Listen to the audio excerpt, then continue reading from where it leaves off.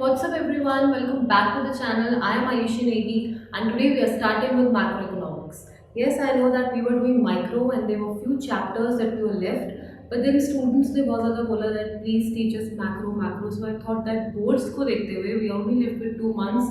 So I decided to start with macro. Macro के chapters जैसे खत्म होंगे then we'll quickly move to our microeconomics. Okay, so macroeconomics को समझने से पहले let's understand what is macroeconomics. देखो, we have micro and we have macro, right? Micro अपने नाम से ही पता लग रहा है that something which is minute, small, microscope होता है, small चीजें डिटेक्ट करता है. So micro means targeting only small things. हम माइक्रो इकोनॉमिक्स में भी क्या कैटर करते हैं? एक इंडिविजुअल हाउसहोल्ड को, इंडिविजुअल फार्म को या इंडस्ट्रीज को. यहाँ पे we are only focused on individual firms, units और households. Whereas in your macroeconomics, macro means larger or you are understanding economy in a broader way. Broader way में आप macroeconomics को समझते हैं and देखो macroeconomics है क्या? It is the study of the economy as a whole. आप पूरी economy को समझ रहे हो. You are not only considering only an individual firm, only an individual household. उससे मतलब नहीं है पूरी economy कैसे work करती है.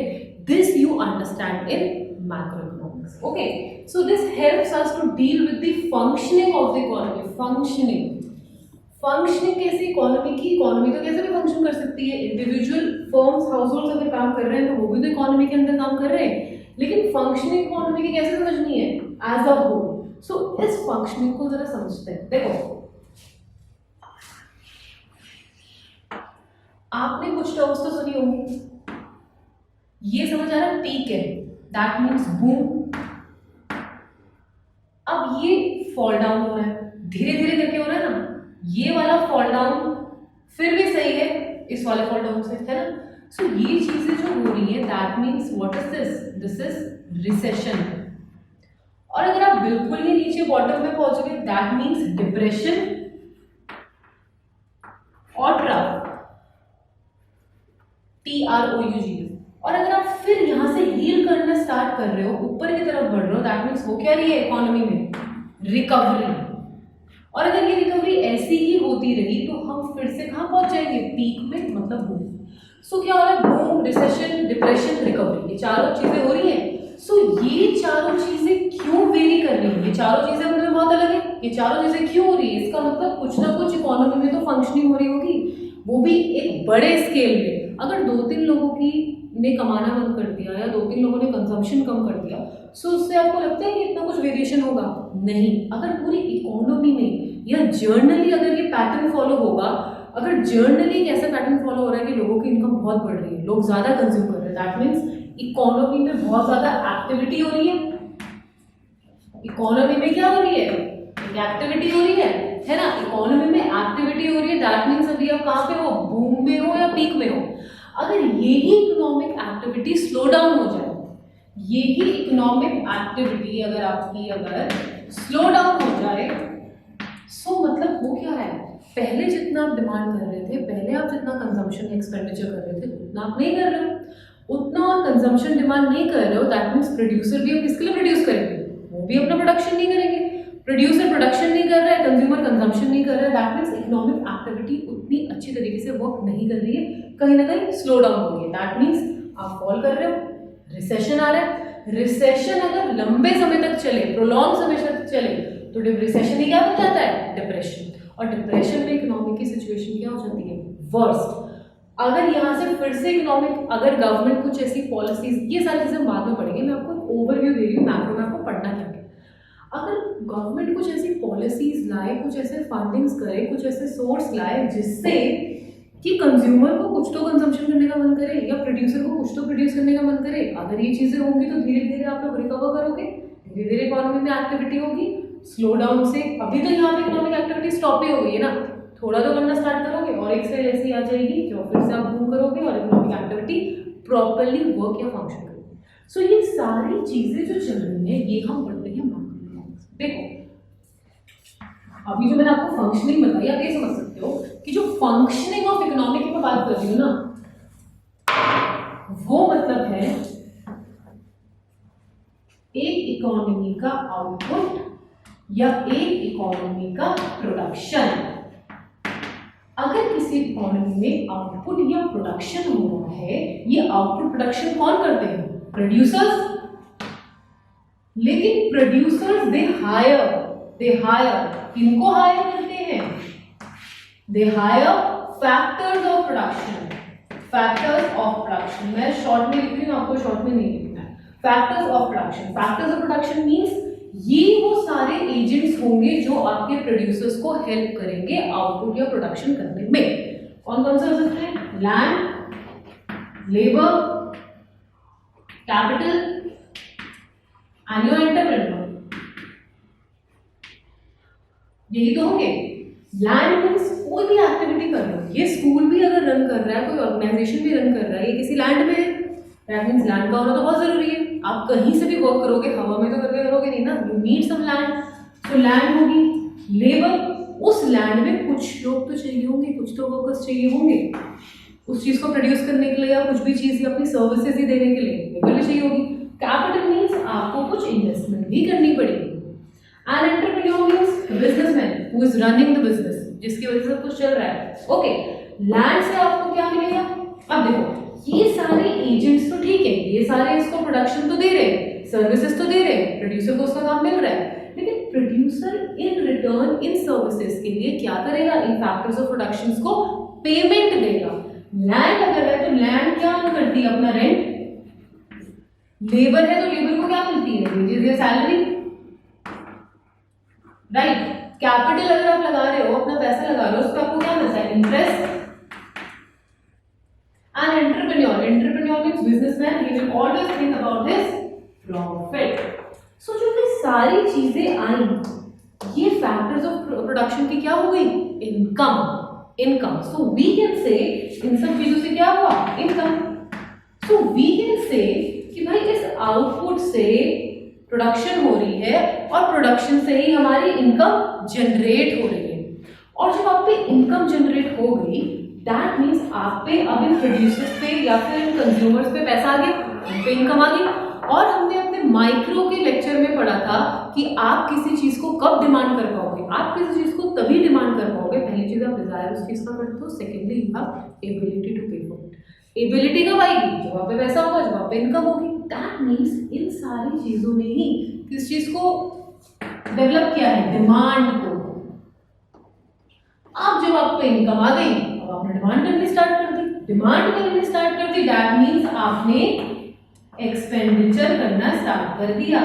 अब जब आप एक्सपेंडिचर कर रहे हो, सो एक्सपेंडिचर आप किस में कर रहे हो? गुड्स एंड सर्विसेज में कर रहे हो, इन आउटपुट पे कर रहे हो।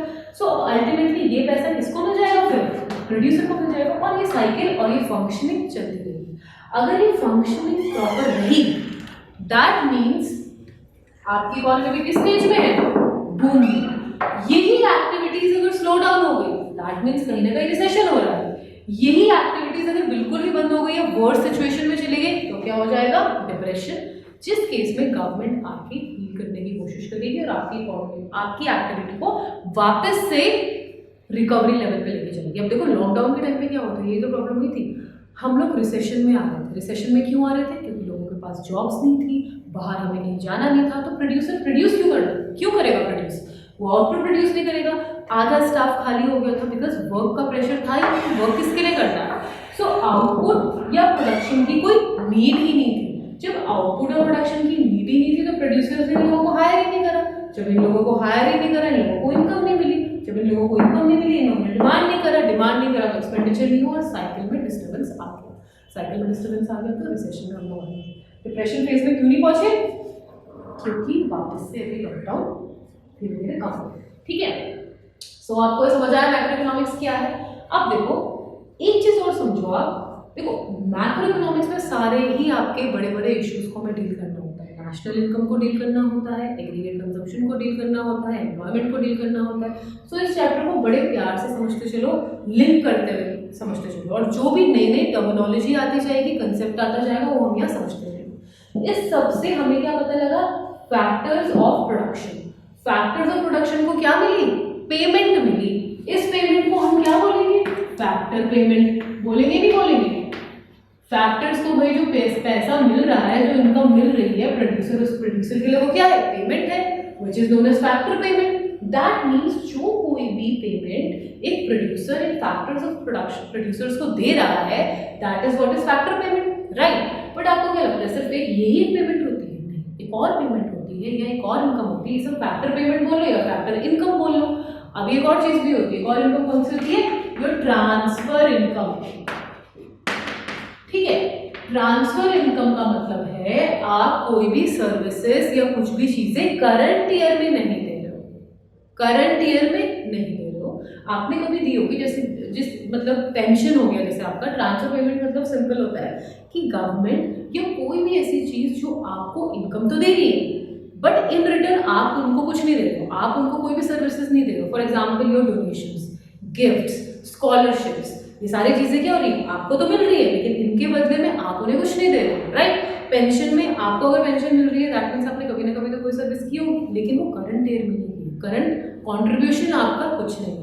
सो वो सारी पेमेंट्स जो आपको मिल तो रही है but without rendering any service, that is what is your transfer payment और transfer income. So national income जब हम कैलकुलेट करेंगे या नेशनल इनकम का चैप्टर जब हम समझेंगे ना, then we need to keep this thing in our mind कि हमें ट्रांसफर इनकम को इन्वॉल्व नहीं करना है, क्योंकि वो करंट ईयर में कुछ भी प्रोडक्शन या अपना योगदान नहीं दे रहे। समझ आ गई बात?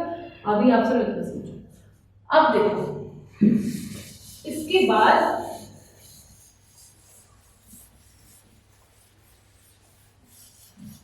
आपके ना कुछ बेसिक कंसेप्ट्स हैं, और वो बेसिक कंसेप्ट्स मैक्रो इकोनॉमिक्स के हैं, जिसमें उन्होंने बहुत ज़्यादा क्लासिफिकेशन बताया गुड्स का। क्योंकि अभी देखो आउटपुट हो रही है, प्रोडक्शन हो रही है, सो हम प्रोडक्शन करेंगे किसका? गुड्स का करेंगे, थोड़ा बहुत सर्विसेज भी देंगे। सो आपको गुड्स के नेचर को जानना बहुत ज़रूरी है कि कितने तरीके के गुड्स होते हैं। सो यहाँ पे एक फ्लो चार्ट बना देती हूँ आप लोगों के लिए। क्लासिफिकेशन ऑफ कमोडिटीज या गुड्स जो एक इकोनॉमी में होते हैं। तो देखो ब्रॉडली जो क्लासिफिकेशन है वो दो। First is your economic good, एक होता है economic good and another one is non economic good. ठीक है, इकोनॉमिक गुड के अंदर भी we have material good and we have non-material good.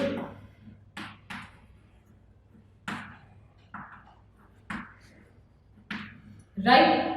अब ये जो मटेरियल गुड है ना, ये मटेरियल गुड और ये नॉन मटेरियल गुड, ये दोनों मिलके एक और क्लासिफिकेशन देते हैं, वो है आपका final good and intermediate good.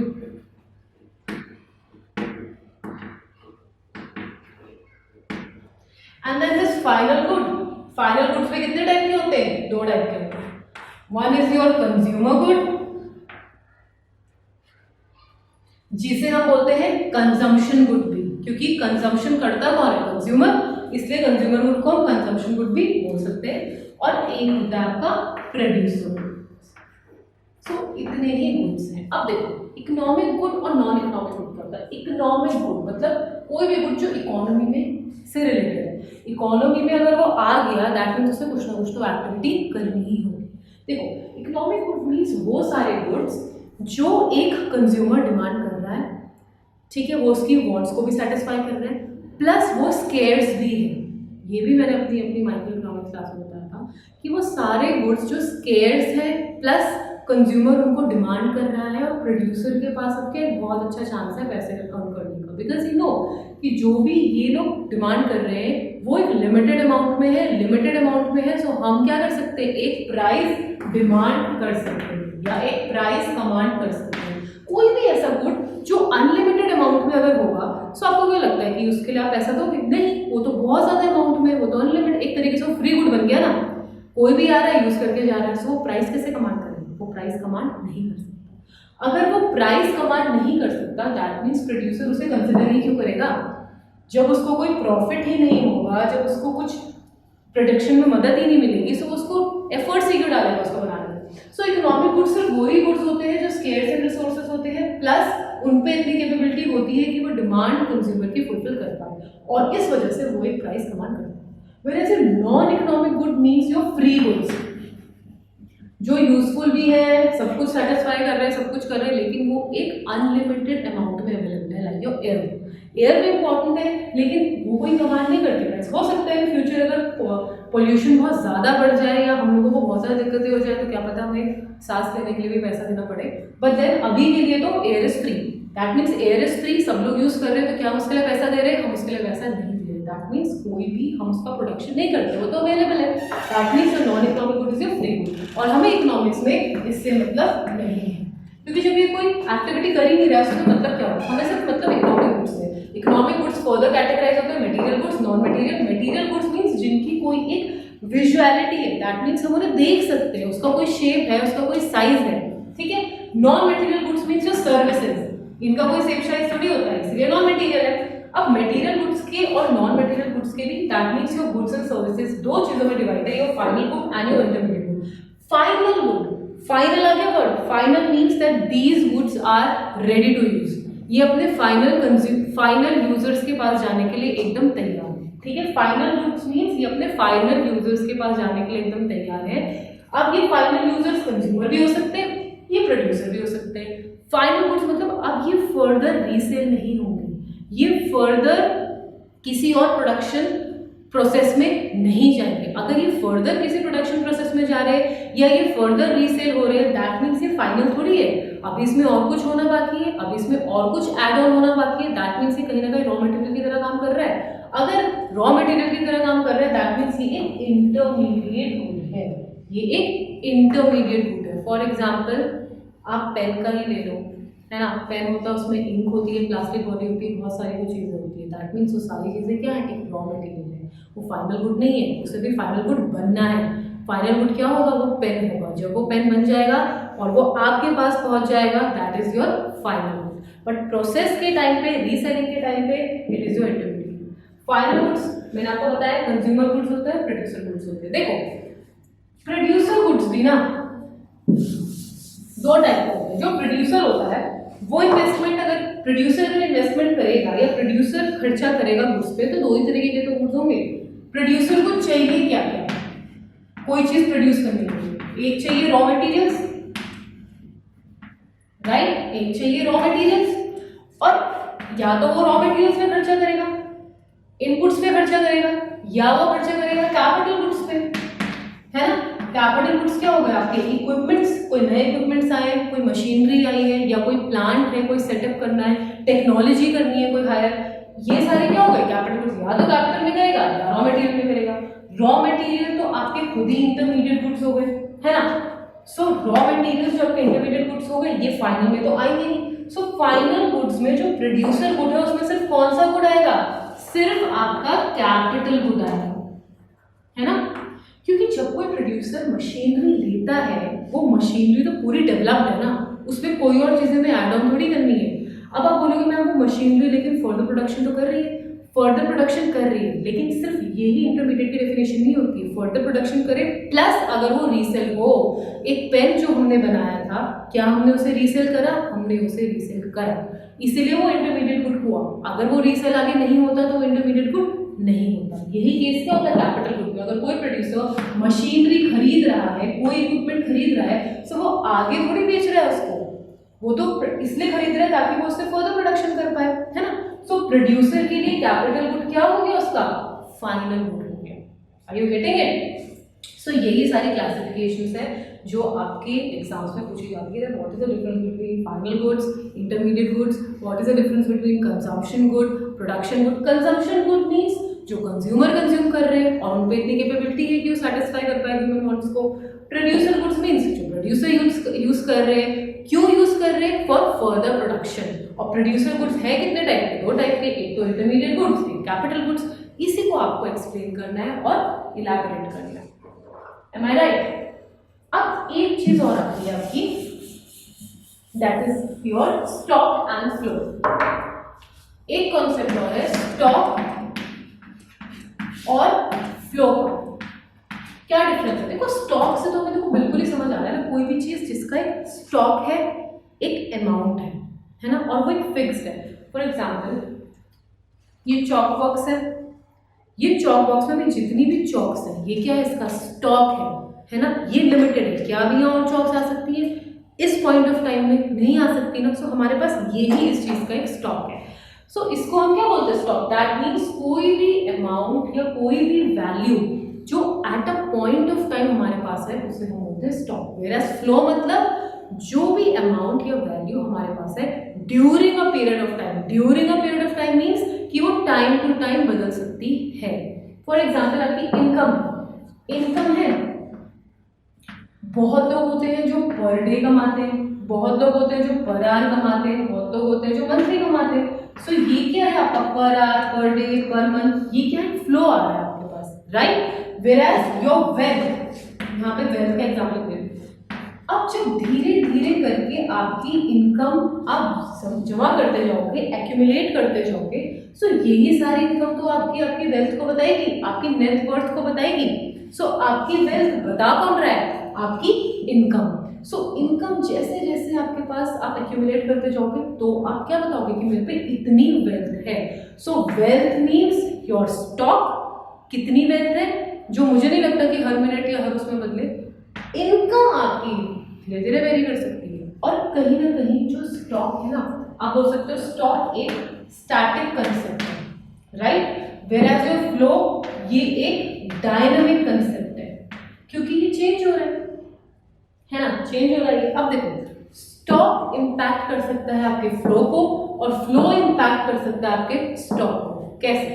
अगर आपके पास कोई कैपिटल है ना, और इस कैपिटल मीन्स कोई एक अमाउंट है, कोई एक इन्वेस्टमेंट है। अगर आपके पास ये कैपिटल इकोनॉमी में ज्यादा है, ये स्टॉक अगर इकोनॉमी में ज्यादा है, दैट मीन्स प्रोड्यूसर इस स्टॉक से ज्यादा गुड्स एंड सर्विसेज प्रोड्यूस कर पाएगा, है ना। जब ज्यादा गुड्स एंड सर्विसेज प्रोड्यूस कर पा रहा है, तो इस गुड एंड सर्विसेज को बना कौन रहा था, फैक्टर्स ऑफ प्रोडक्शन बना रहे थे। दैट मीन्स प्रोडक्शन करने के लिए उनको इनकम मिलेगी।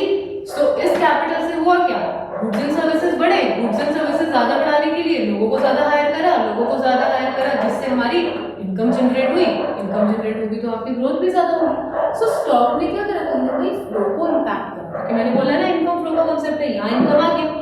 अब सिमिलरली इनकम भी आपके स्टॉक को इफेक्ट करती है, वाइस वर्सा केस है। कैसे करेगी, देखो इनकम जब आपके पास होगी तभी तो आप डिमांड करोगे।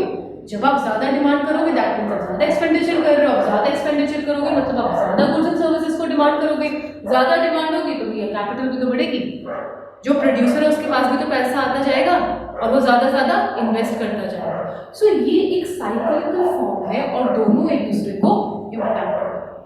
अब हम आज के लिए सिर्फ एक लास्ट चीज समझ लेते हैं, and then in the next class will start with national income. जो सबसे पहला चैप्टर है, जो सारा इंट्रोडक्शन था और बेसिक कंसेप्ट्स था, बट नेशनल इनकम जो मेन चैप्टर है वो हम कल से स्टार्ट करेंगे। ठीक है, एक चीज और समझ लेते हैं, what is that, gross investment, your depreciation and your net investment. ठीक है, ये लास्ट है कि ग्रॉस इन्वेस्टमेंट क्या होती है, डेप्रिसिएशन क्या होती है, और नेट इन्वेस्टमेंट क्या। देखो ग्रॉस से आप समझ ही रहे, gross means something which is in totality, या टोटल कोई चीज है ना। ग्रॉस मीन्स टोटल, और ये इन्वेस्टमेंट है दैट मीन्स टोटल इन्वेस्टमेंट। लेकिन टोटल इन्वेस्टमेंट किसमें, अब आप जर्नली अगर सोचो, आप बोलोगे मैम इन्वेस्टमेंट तो कंज्यूमर भी करता है ना, जरूरी थोड़ी प्रोड्यूसर करे। लेकिन इकोनॉमिक्स को अभी हम यहाँ किसके रिस्पेक्ट में समझ रहे हैं, आउटपुट और प्रोडक्शन के रिस्पेक्ट में समझ रहे हैं। आउटपुट और प्रोडक्शन करता कौन है, प्रोड्यूसर।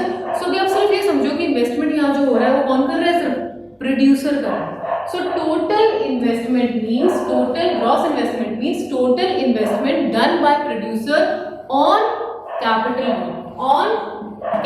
गुड। ठीक है, कैपिटल गुड में जो भी इन्वेस्टमेंट हमारा, अब आप बोलोगे मैम कैपिटल गुड क्यों, इंटरमीडिएट गुड क्यों नहीं, क्योंकि इंटरमीडिएट गुड तो बहुत डायनेमिक होता है ना यार, वो तो छोटे टाइम पीरियड के लिए रहते हैं और अल्टीमेटली हमें मिलके हमें फाइनल गुड दे देते हैं। हमें सिर्फ क्या कैपिटल गुड्स में फिक्स्ड रहना है, क्योंकि कैपिटल गुड ही हमें क्या देगा, डेप्रिसिएशन देगा, और डेप्रिसिएशन फिर हमें क्या देगा, नेट इन्वेस्टमेंट लेगा। इसीलिए आपको सिर्फ यहाँ कैपिटल गुड्स पर फोकस रहना है कि कोई भी इन्वेस्टमेंट जो प्रोड्यूसर कर रहा है capital goods, that is your gross investment in the beginning of the year. Beginning of the year लिखना बहुत जरूरी है, क्योंकि अगर कोई भी प्रोड्यूसर साल के एंड में कोई चीज़ में इन्वेस्टमेंट करता है तो वो नेक्स्ट साल के लिए कैरी ऑन हो जाएगा। और हम कोई भी इकोनॉमिक्स में कोई भी चीज़ डील करते हैं वो इन अ ईयर करते हैं, ड्यूरिंग द ईयर करते हैं। करंट अकाउंट में जो टाइम हो रहा है उसमें जो चीज़ हो रही है वही कैटर करते हैं। So in the beginning of the year total investment done by the producer on capital good in the beginning of the year is known as gross investment. आपको समझ आ गई है ग्रॉस इन्वेस्टमेंट हो गया। Now what is this depreciation? अब मैंने आपको कैपिटल गुड बताया कि मशीनरी, इक्विपमेंट, तो मशीनरी और इन सारी चीज़ों का अपना एक टाइम होता है, अपना एक टाइम पीरियड होता है। ये बहुत लंबे टाइम तक नहीं चल सकती है। सपोज आपने एक मशीनरी है उसमें 1 लाख है, एक मशीनरी है उसे आपने परचेज किया जो आपको पड़ी 1 लाख रुपीज की। सो ये चीज जो आपने इन्वेस्टमेंट करी, ये इन्वेस्टमेंट है क्या? Gross investment. समझ आया? ये हुई ग्रॉस इन्वेस्टमेंट। ठीक है, अब ये मशीनरी की एक्सपेक्टेड लाइफ है कितनी? 10 ईयर्स। सपोज 10 ईयर्स, ठीक है, कि इसकी एक्सपेक्टेड लाइफ सिर्फ 10 साल है। अब आपने तो ग्रॉस इन्वेस्टमेंट किया, अब आप बोल रहे हो सर 10 ही साल चलेगी, 10 साल बाद इसका मेरा कोई यूज़ नहीं है। बिल्कुल, क्योंकि आप उसे इतना यूज़ कर रहे हो कि वो ऑब्सोलीट भी हो सकती है, टेक्नोलॉजी पुरानी भी हो सकती है। क्या पता 10 साल में कोई नई टेक्नोलॉजी आ जाए, कोई नई मशीनरी आ जाए और ये उतनी एफिशिएंटली वर्क ना करे। प्लस हम उसको इतना यूज़ कर रहे हैं कि उसका अपना वेयर एंड टेयर भी होगा, है ना। तो आपकी मशीनरी मतलब 10 साल चली, तो 1 लाख का इन्वेस्टमेंट। अब तो हुआ क्या एक्चुअल में? देखो हुआ क्या कि 10 साल बोलने का मतलब है कि जब 11th ईयर आएगा, जब 11th ईयर आएगा, सो जो मेरा ये इन्वेस्टमेंट है ये बेकार हो जाएगा, दैट मीन्स निल हो जाएगा। तो ये हो क्या रहा है? दैट मीन्स ये आपका कहीं ना कहीं डेप्रिसिएशन हो रहा है। डेप्रिसिएशन मीन्स डेप्रिशिएट मतलब रिड्यूस हो रही है, खत्म हो रही है। अब कितना डेप्रिसिएशन होगा? देखो 1 लाख था डिवाइडेड बाय एक्सपेक्टेड लाइफ कितनी थी? 10 ईयर्स। कैंसिल कर दो, what you are getting? You are getting 10,000। So मतलब जो ये 10,000 आया ना, this is what? This is your depreciation value. Depreciation value that means ये हर साल कितने वैल्यू से गिर रहा है? 10,000 वैल्यू से गिर रहा है। अब देखो यहाँ देखो, first, second, third, fourth, fifth, six, 7, 8, 9, 10। पहले 1 लाख था, ठीक है, 10,000 कम हो गया। अगले साल कितना हो गया? 90 के, दोबारा कम हो गया 80 के, 70 के, 60 के, 50, 40, 30, 20, 10। 10वें साल में सिर्फ 10,000 ही उसकी वैल्यू होगी। अगर 11वां साल आएगा फिर से 10,000 से डेप्रिशिएट हो जाएगा। कितना आ गया? 0। दैट मीन्स 11th ईयर में कुछ बचा ही नहीं। सो ये हो क्या रहा है? हर बार 10,000 से डेप्रिसिएट करता जा रहा है, उसकी फंक्शनिंग में प्रॉब्लम आती जा रही है। So this is what is depreciation. Depreciation means fall in value. आपने देखो, अगर आप कार परचेज करते हो, आपने कोई कार खरीदी, कितनी भी लग्जरी कार है, जब कुछ साल बाद आप उसे सेल करते हो, क्या वो उस प्राइस में बिकती है? नहीं बिकती। इवन बहुत कम प्राइस में बिकती है। क्यों? क्योंकि वो एक मशीनरी, वो एक ऑटोमोबाइल है जो डेप्रिसिएट होती रहेगी। आप उसे चला रहे हो, आप उसे ड्राइव कर रहे हो, मार्केट में न्यू कार्स आ रही है, पुरानी कार क्यों लेंगे? सो उसकी वैल्यू डेप्रिसिएट होती रहती है। यहाँ पे भी डेप्रिसिएशन की वैल्यू आई कितनी? 10,000। दैट मीन्स जो भी आपने ग्रॉस इन्वेस्टमेंट इनिशियल करी, that divided with expected year, कितने ईयर वो चलेगी, डिवाइड कर दो एक्सपेक्टेड बाद। अब जब आप पे डेप्रिसिएशन की वैल्यू आ गई तो आपको करना क्या है? नेट इन्वेस्टमेंट निकाल देंगे। नेट इन्वेस्टमेंट कैसे निकलेगी आपकी? ग्रॉस इन्वेस्टमेंट जो थी minus your depreciation value, that means 1 lakh minus 10,000, that means 90,000। सो ये 90,000 आपका आ गया net investment. That means actual investment जो इकोनॉमी में हुई या जिसने फंक्शनिंग करी वो 90,000 थी, आपकी रेट इन्वेस्टमेंट थी। बाकी तो सारा डेप्रिसिएशन में निकल गया ना। सो यही सारी चीज़ें हैं नेट, ग्रॉस और डेप्रिसिएशन की। आज की क्लास के लिए इतना ही। कल हम आएंगे with new chapter, that is your national income. Till then.